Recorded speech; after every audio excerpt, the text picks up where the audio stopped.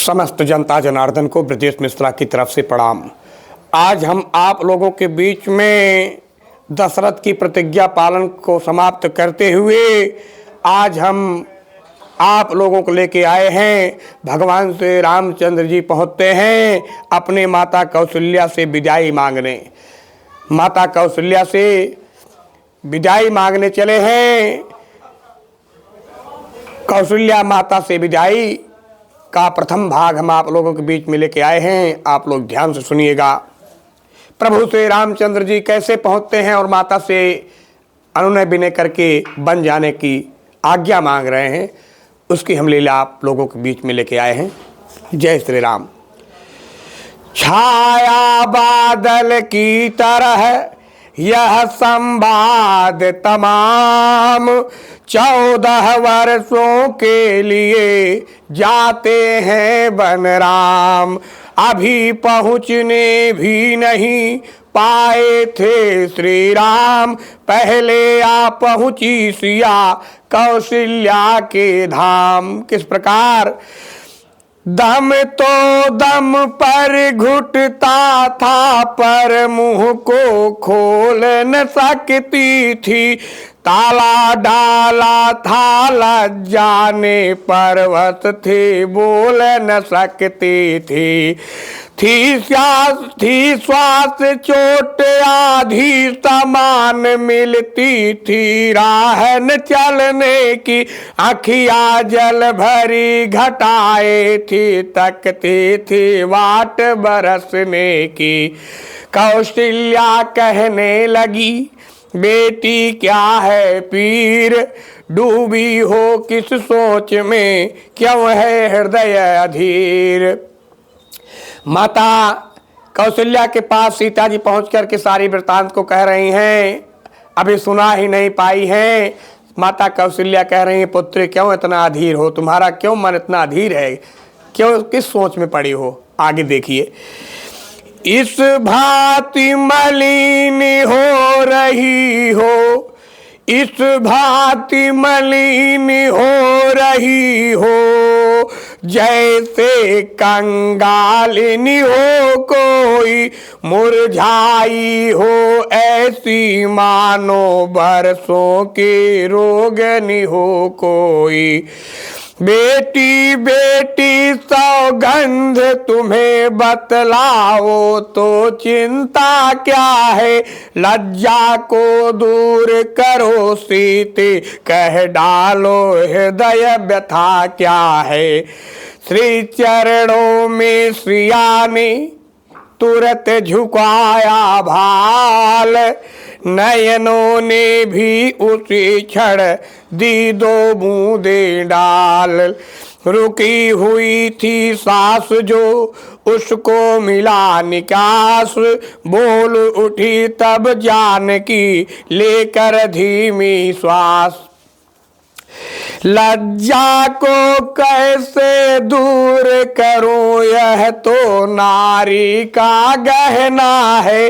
पर माता आज्ञा देती है तो कहती हूँ जो कहना है। मझली माने को सलपत से वरदान लिए 2 चुन के। पहला तो भरत राज्य का है, दूसरा वन गमन का उनकी।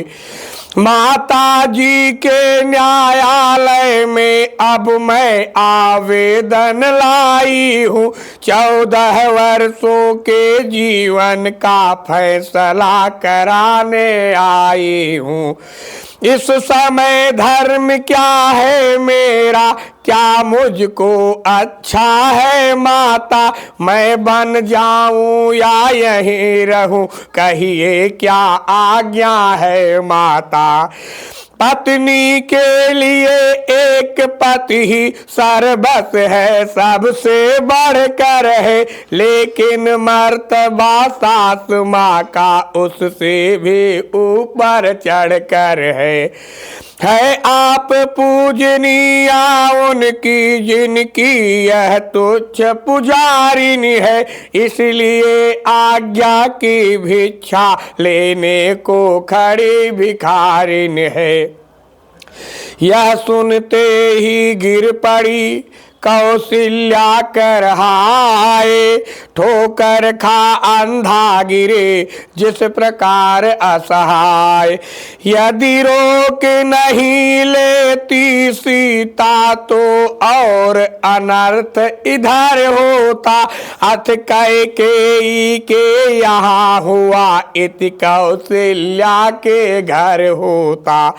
पर साथ लिया था दशरथ का जीवन, जिस भांति सत्यता ने त्यव ही रोका कौशल्या को उस समय धर्म के दृढ़ता में। ठहरो कुछ धक्का लगा दी फिर आंखें खोल, फिर झीने से स्वरों में लगी बोलने बोल। क्या बोल? हाँ विधिनाया क्या चक्र रचाया, भीषण परिवर्तन कैसा, राज्याभिषेक होते होते 14 वर्षों का बन कैसा। तू मुझसे पूछ रही बेटी मैं बन जाऊं या रहूं यहाँ, मैं तुमसे पूछ रही बेटी मैं प्राण तजूं या जीऊं यहाँ। फिर चक्कर सा आ गया और मुर्दे कुछ नैन, कुछ क्षण के उपरांत फिर सबली बोले बैन।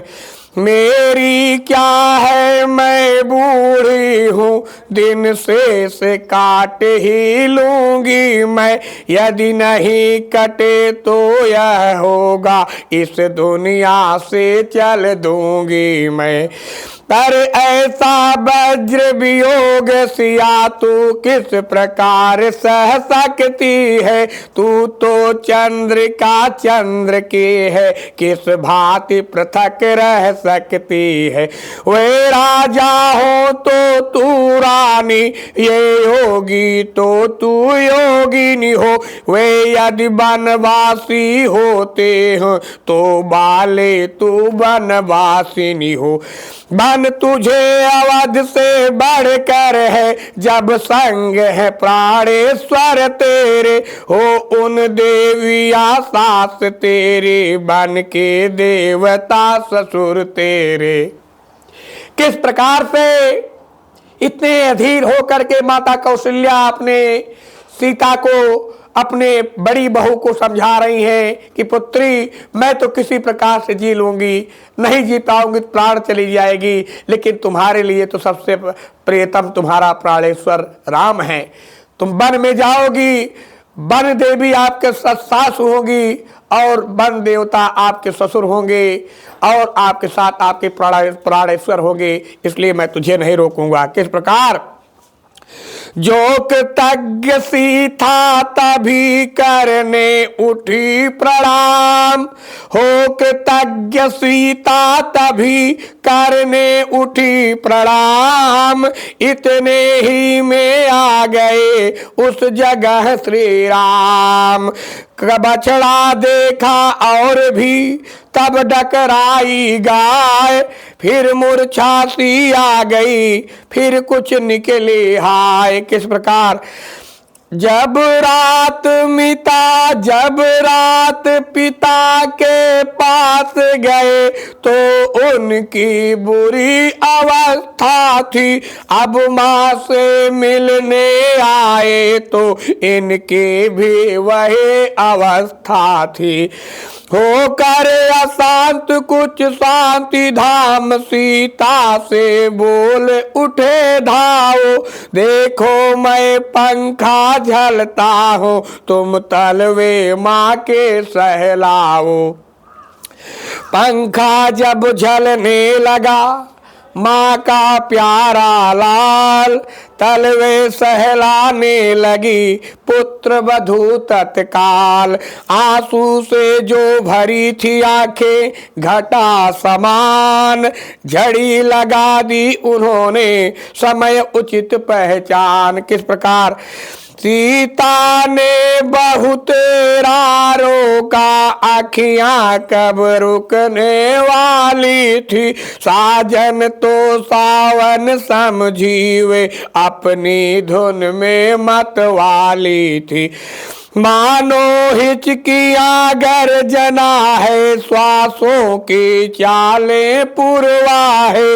बरसात देख वह सायत में, बरसात बन गई सीता है।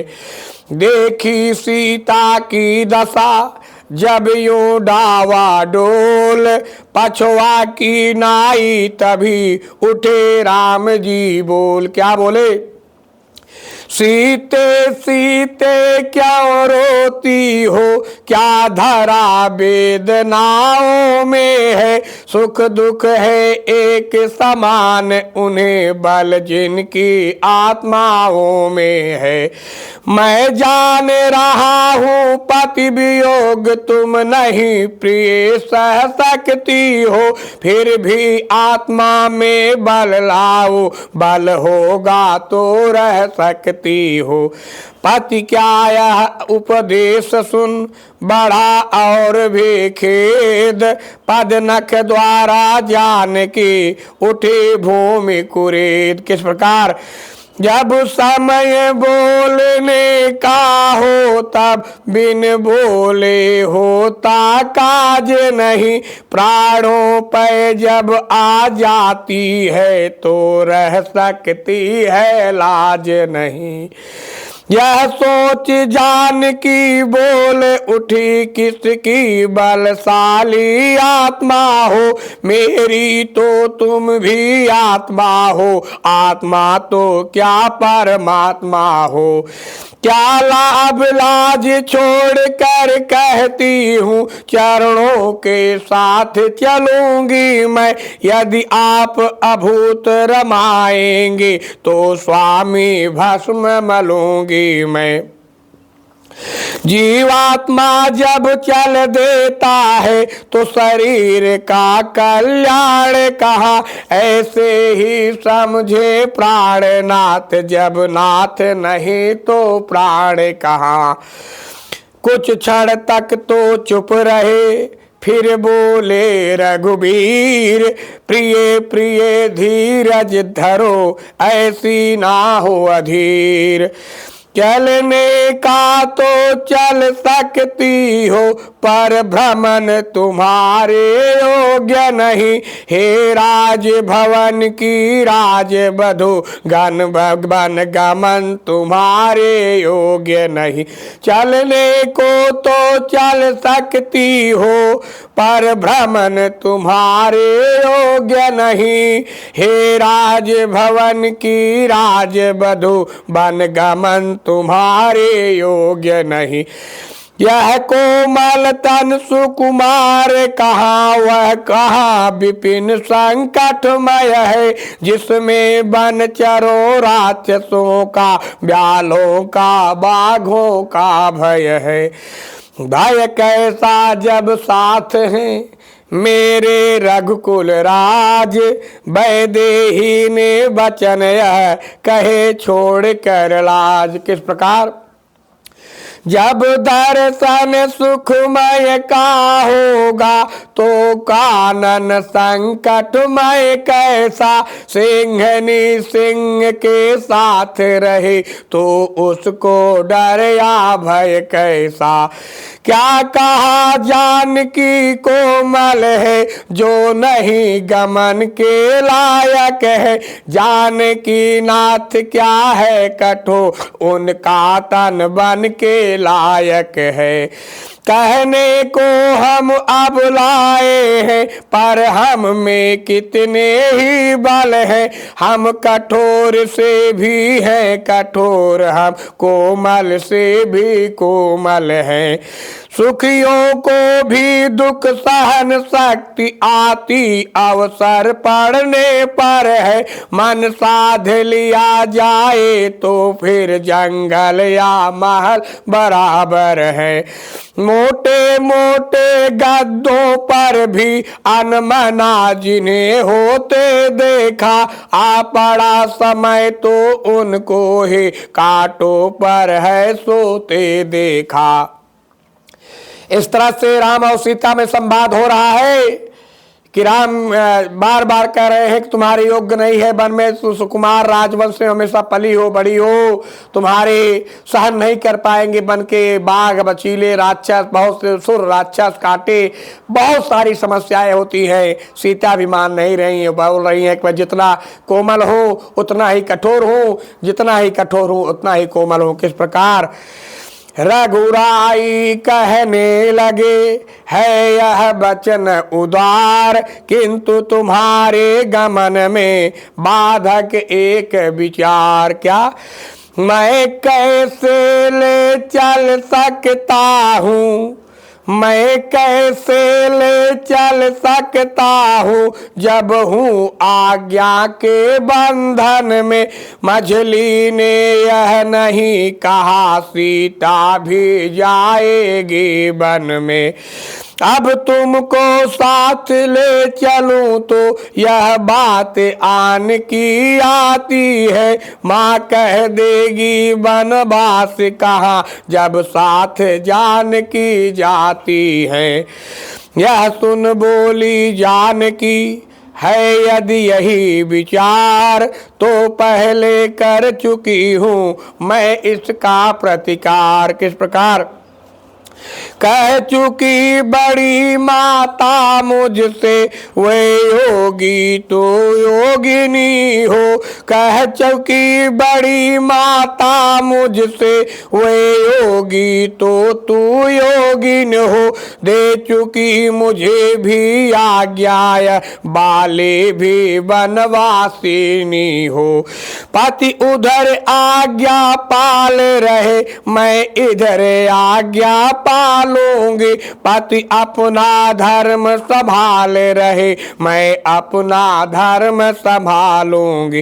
दासी है प्रभु की अर्धांगिनी, छाया की भांति साथ में है। मेरे जीवन की डोरी तो प्राणेश्वर इसी हाथ में है।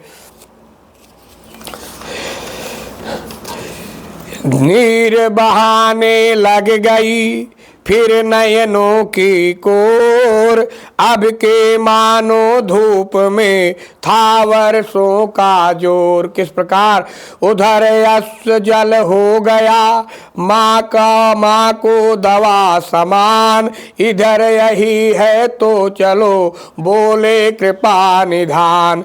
कुछ ही क्षण में हो गई निश्चित यह सब बात, मूर्छा से जब तक जगी श्री कौशल्या मात। दिया सहारा बहू ने मिला जरा आराम, बूढ़ी आंखें ने तभी देखा अपना राम। किस प्रकार पल भर को भूल गई मैया, कैसा बन कैसा राज तिलक। बोली ला बहू तनिक रोली, काढ़े माथे पर आज तिलक। फिर कहा कह गई मैं क्या, बेटा तू तो बन जाता है। तन जाता है मन जाता है, धन जाता है जन जाता है। क्या सचमुच मेरा नेह छोड़ जोड़ोगे नाता आज्ञा से। क्या सचमुच वनवासी होंगे तोड़ोगे प्रीत अयोध्या से। क्या सचमुच आने कर चुके हो 14 वर्षों तक आने की। क्या सचमुच राजा ने तुमको दी है आज्ञा बन जाने की। यही कहते हुए फिर मौन हो गई मात, हाथ जोड़कर राम ने तुरंत कही यह बात। मैं क्या बतलाऊं, अब तो विचार ऐसा ही है, मुझको तो जैसा राज तिलक बन जाना भी वैसा ही है।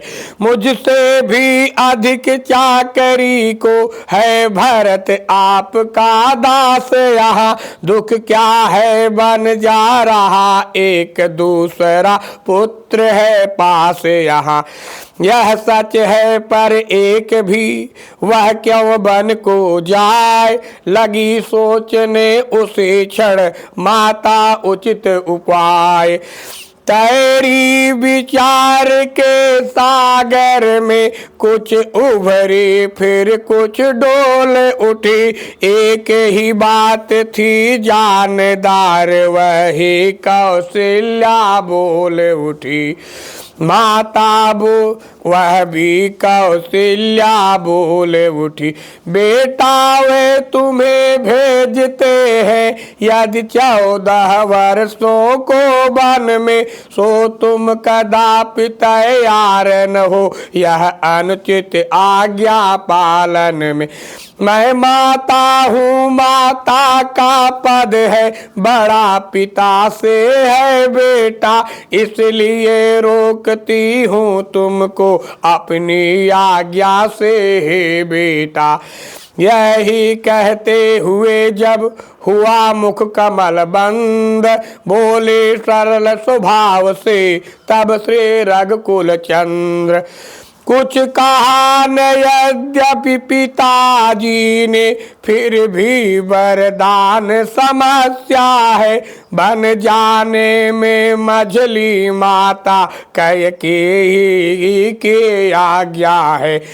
ऐसा है तो लाचारी है यह बोली कौशल्या माता, क्या छोटी और बड़ी मझली है सब समान माता माता। अच्छा जाओ मेरे लालन, अब बन ही तुम्हें अयोध्या हो, आशीष है यही माता की दिन पर दिन मान प्रतिष्ठा हो।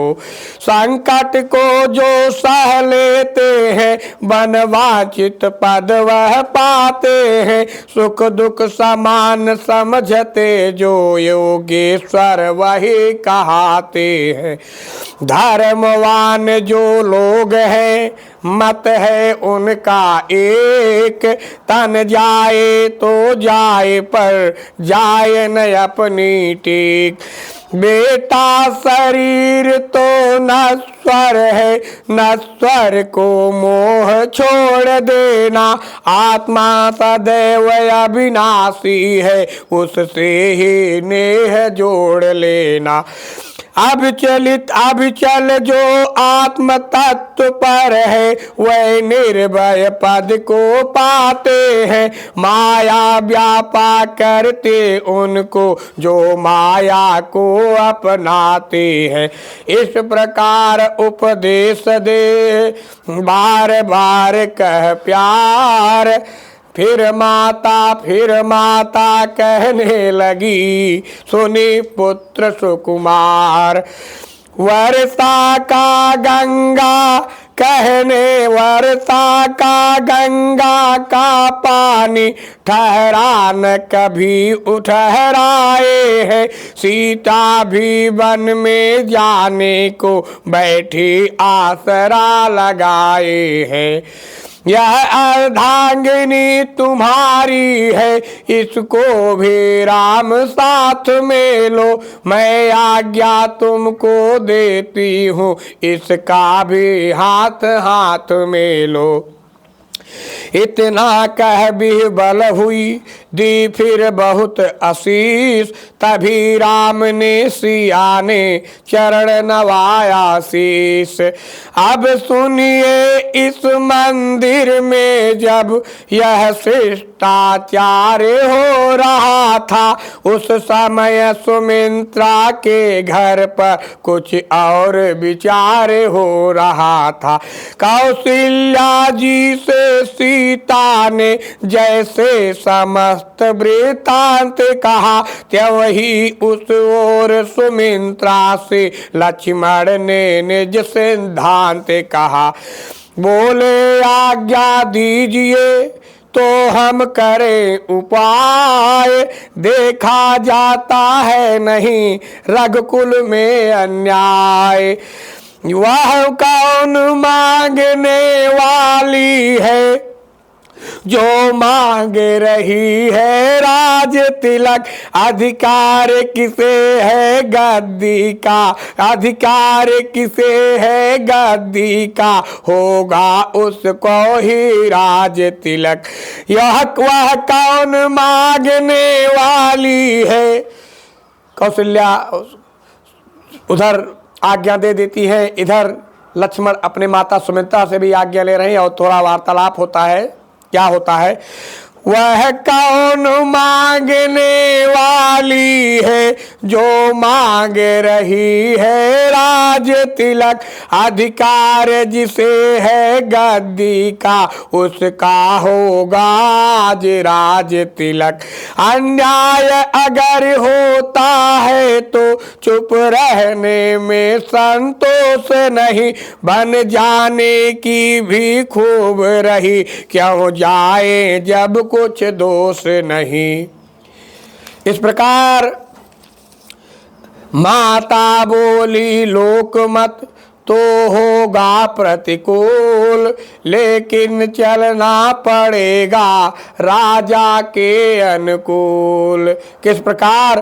प्रतिकूल पिता के प्रण से, प्रतिकूल पिताजी के प्रण से पुत्रों का चलना ठीक नहीं, इसलिए मौन रहना अच्छा, यह बात निकलना ठीक नहीं।